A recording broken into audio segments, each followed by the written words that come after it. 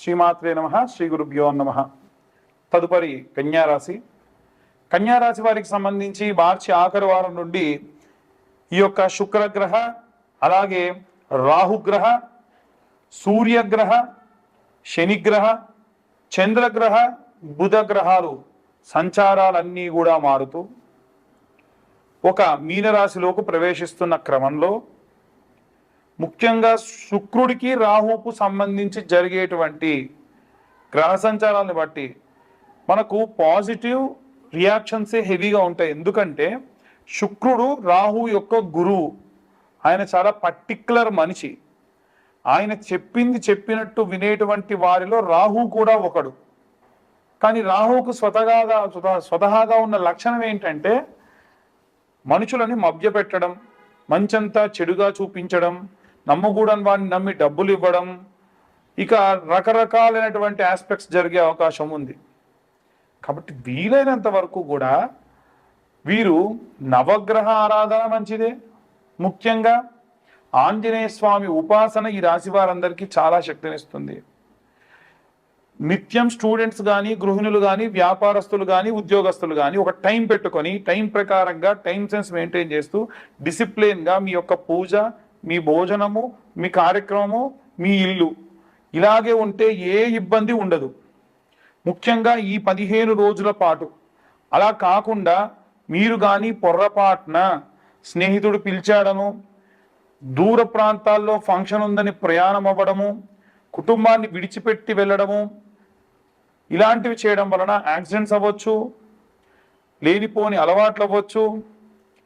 ఒక మీ నిర్ణయాల మీదే మీకు ఒక అపనమ్మకం కూడా రావచ్చు.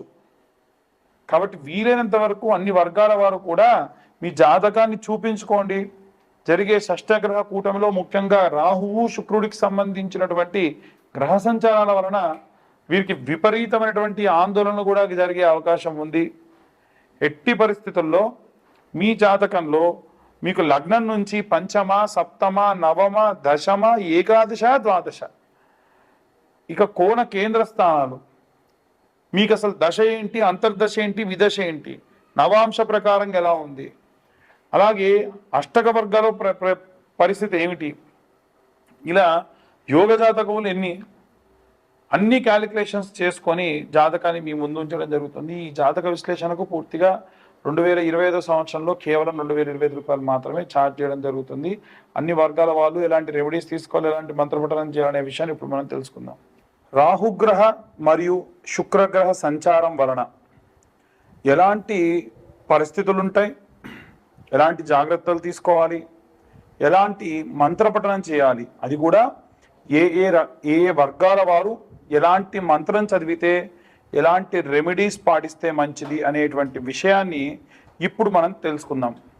ప్రప్రథమంగా విద్యార్థి దశలో ఉన్నటువంటి వారికి సంబంధించిన విషయానికి వస్తే ప్రత్యేకమైనటువంటి శ్రద్ధ, ప్రత్యేకమైనటువంటి భక్తి అవసరం.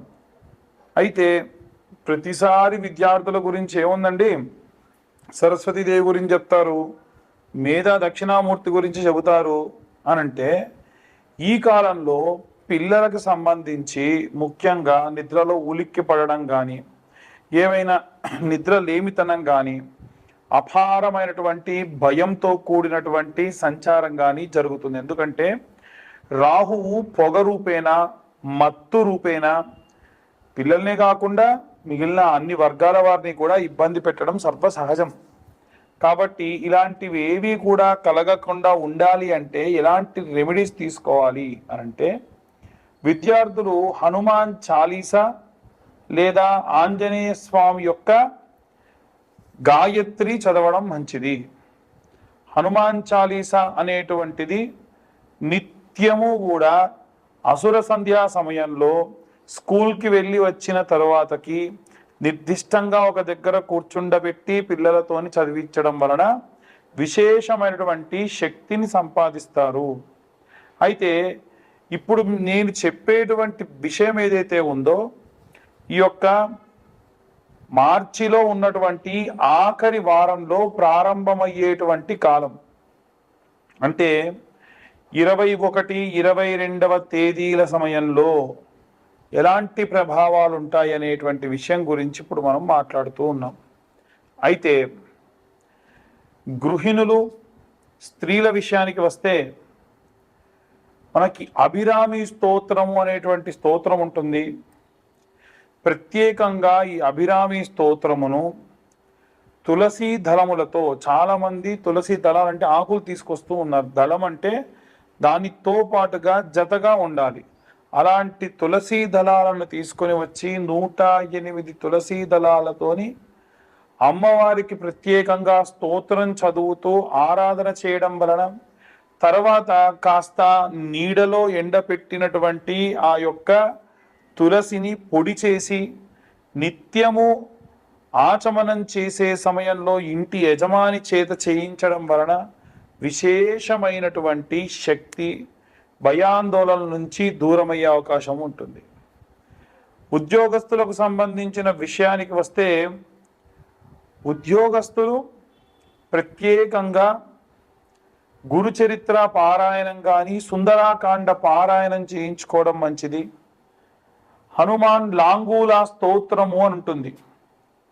హనుమాన్ లాంగూలా స్తోత్రము, హనుమన్నంజనీ సూతో మహాబల పరాక్రమ అని ప్రారంభమవుతుంది.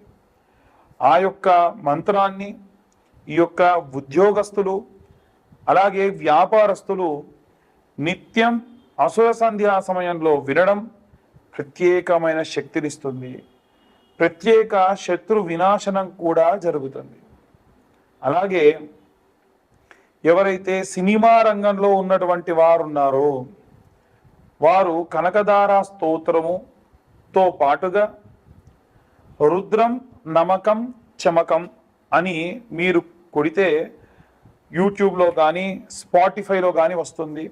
నిత్యం ఒకసారి అది వినడం విశేషంగా మంచిది. ఎవరైతే భూమికి సంబంధించి ఇబ్బంది పడుతున్న రైతులు కానీ, భూమి అమ్మాలి కొనాలి అనుకునేటువంటి వారు కానీ ఎవరైతే ఉంటారో వారు ప్రత్యేకంగా ఈ యొక్క నీలా స్తోత్రము అని ఉంటుంది, లేదా నీలా సూక్తము అని ఉంటుంది.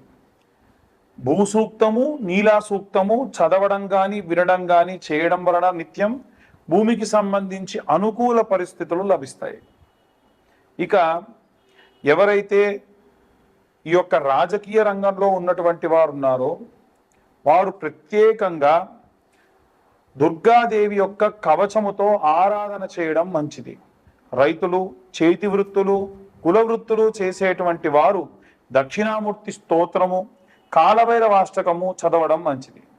అలాగే ఎవరైతే ఈ యొక్క పిల్లలు లేకుండా వృద్ధాప్యంలో ఉన్నారో వారు వీలైనంత వరకు కూడా ఈ యొక్క ప్రసన్న మహాకాళి దేవాలయానికి వెళ్ళి అమ్మవారి యొక్క ఆరాధన అభిషేకంలో పాల్గొనడం మంచిది.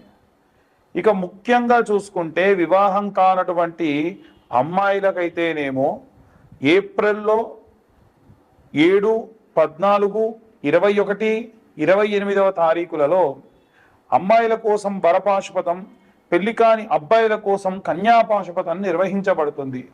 ఈ పాశుపతానికి 20-25 వేల దాకా ఖర్చు అవుతుంది. కానీ ఎటువంటి సామూహికంగా లేకుండా ఎవరికి వారికే చాలా మంది ఇబ్బంది పడుతున్నారని అడుగుతున్నారు. కాబట్టి ఈ యొక్క పాశుపత హోమం అంటే కన్యా పాశుపతం, వరపాశుపతం కేవలం 15,000 రూపాయలకి సామాగ్రంతా మేమే అరేంజ్ చేసి చెప్పడం జరుగుతుంది, చేయించడం జరుగుతుంది. ఇక జాతకం గురించి చాలా మంది అడుగుతూ ఉన్నారు. 2025వ సంవత్సరంలో పూర్తి జాతక విశ్లేషణకి 2025 రూపాయలు మాత్రమే ఛార్జ్ చేయడం జరుగుతుంది. ఎవరికైనా ఇంట్రెస్ట్ ఉంటే కింద ఉన్న నెంబర్ కాల్ చేసి మీ పేరు, మీ గోత్రం, మీ ఇంటి పేరు, మీ పేరు నమోదు చేయించుకోవచ్చు. సర్వే జనా సుఖినో భవంతు. స్వస్తి.